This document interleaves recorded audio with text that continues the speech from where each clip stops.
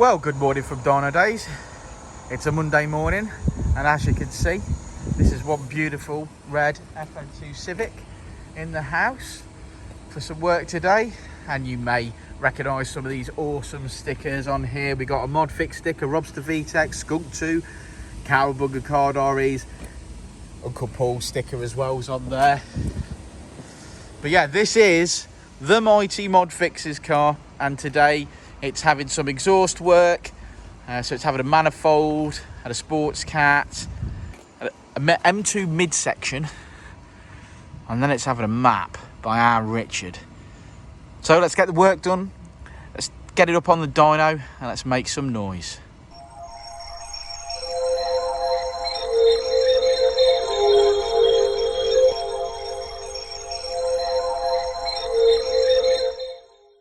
Okay, so mod fixes, exhaust modifications are completed, and now it's time to get tuning.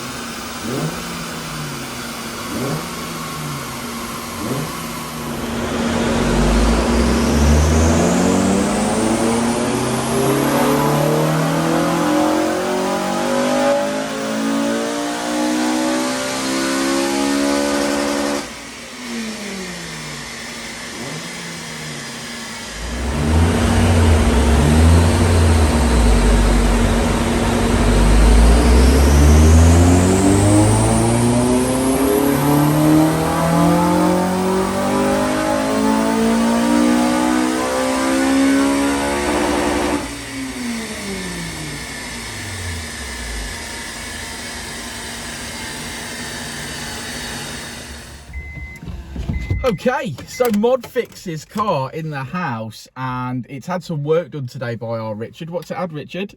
We fitted a Piper manifold with a Piper sports cat. M2 midsection, because it had the standard midsection on this car, and the standard manifold and cat only had a back box on it. M2 back box. Yeah, M2 back box. So we've fitted the midsection, we've done the Piper manifold, Piper D cat, Piper sports cat. It's got a homebrew induction kit which he made up himself, which is pretty girthy. Yeah, it's pretty girthy. I think that's always been the way with this car anyway. Since the last time we saw it, it's had an RRC inlet manifold on it as well. We didn't fit that today, but that was already on the car. It was already mapped on the Marlin ECU, but obviously for all of the mods which it previously had. So obviously standard inlet manifold, standard cat, standard midsection. So that was what that was mapped on. He's obviously fitted now all the mods, or we've fitted the final bits of mods today, and obviously plus what obviously they've already fitted with the inlet manifold and stuff. And then we've tuned accordingly to everything that's now on the car. I think the car was 213 in its standard trim, which just had the back box on the induction kit on That's originally. Right, yeah, we seen that at a Cowabunga Card REs day, didn't we? We did, so that was about 12 months ago. We then ran the car in standard form today, and I think that ran... So that was after he'd had his mods and we'd fitted our mods. So that was with the inlet manifold, with the centre section, with the Piper and with the sports cat.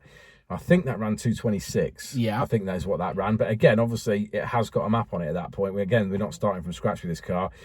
So it ran 226. We finished on 231. Now, obviously, that in itself doesn't sound massive, I have to admit. But it was lean. It was a little bit leaner. So obviously, we've put some fuel in it, which has obviously helped matters, which has obviously made it safer. We have made, I would say, roughly I think we've made about 15 wheel horsepower is what we've made. Now, obviously, when you equate that and transmission losses and all the rest of it all get taken into account, it's worked out about 5 to 10 brake across the whole range, and then giving us about 5 brake horsepower at peak. And then it just peaks, doesn't it? Yeah, and it peaks and levels off. You know, again, I think the car possibly might have made a little bit more with the D-Cat over and above the Sports Cat. The Sports Cat obviously is a restriction, but at the end of the day, if people want to remain legal, which is fair enough, I know I understand that, then option. This is the best option. It's a good option. And still giving you reasonable power at 231. I think that's perfect. Fantastic. It's perfectly good enough. We've not got cams in this car. We've seemed to have seen a run of the RRC inlet manifolds recently, and they've all made over that 230. I mean, the most we've had is 235. I think we did 231 on the one we did this morning, and this one also has done 231 with the RRC on it. So I'm beginning to believe that the RRC is actually making some power on these cars. Yeah. Given the fact that we've done 3 in a row now, and they've all made over 230. When we've been on the Skunk 2 Pro Series, and we've been on the standard inlet manifolds, and the M2 inlet and the M2 inlet manifolds, we're not getting anywhere near that. We're probably seeing a maximum of 225, 226. I know, again, we're only talking about 5 or 6 horsepower, but if you're buying an inlet manifold and you're putting it on your car... like I say, we sort of, we want to see it to believe it. So we're gathering this data now, aren't we? As we see different cars. Yeah, of course we are. Yeah, we're seeing different cars. Different modifications. I mean, again, this car has only got 2.5-inch exhaust on it, and it's got the Piper manifold with this Piper Sports Cat. So you would say that the Sports Cat has a restriction, and you'd also say the exhaust restriction is only 2.5. But yet this car's made 1 brake horsepower more than your car. And I've got cams. And you've got a better induction kit. A better induction kit. You've got a better manifold on it. You've got a better exhaust on it. So that pretty much leaves you, it's your M2 inlet manifold that's causing the problem. You know what I mean? Because you fitted cams and you're running the same power as these boys were in. So, like I say, I think it's worth sticking one on and giving it a go. But it just seems like by the run of the RRCs, and the RRCs are all doing well. So they are. All we can do is pass that information on. Yeah, fantastic. Some other information I could pass on to you is don't do a death nut challenge. Yeah, Dan's been particularly doubled over this afternoon at points and had to leave the dyno cell whilst we've been tuning. I'll be absolutely honest with you. The actual eating of the death nut challenge and the peanuts and the fiery mouth and the snot is sort of what you expect. But I did actually keel over with my stomach, in stomach pains, and I'm not even messing about. That was as good as passing out in pain, like on the floor. So I feel a lot better now. So it's about an hour, I think, about an hour of severe excruciating pain in my stomach. And that's not messing about. So seriously, kids, don't do it. Don't do it.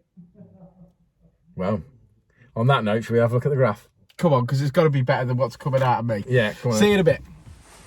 So as we always say, red line is as she came in, blue line is as she leaves, and we finish today on ModFix's mighty car at 231 brake horsepower, which is 197 at the wheels.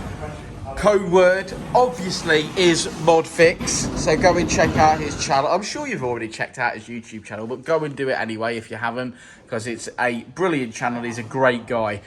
So thanks for sticking around to the end of the video, guys. Like and subscribe and all that jazz. And we shall see. Hey, Rich. Yeah. We'll see you on the next one, won't we?